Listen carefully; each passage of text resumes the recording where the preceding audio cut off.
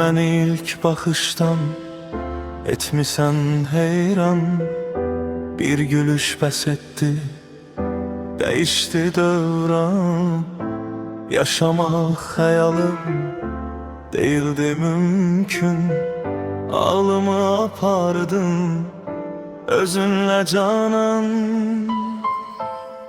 Mən sənə can dedim, canımı verdim.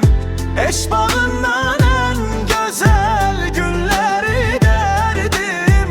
Kölgende her biri soldu dözmedi. Gözlerin güllere getirdi derdi. Eşq odu yandırıp kül edirməni. Sevginle götürdüm üstümden gemi. Her zaman yanımda sen ol sevgilim.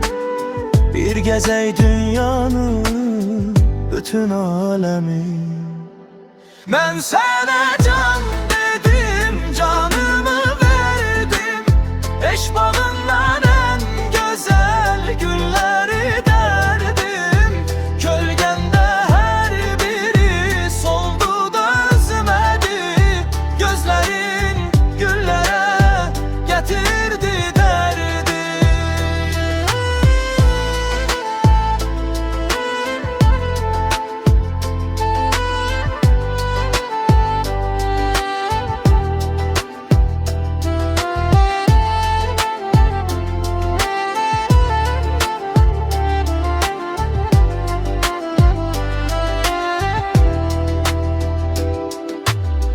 Ətrinlə olmuşam sərxoş ey gözəl.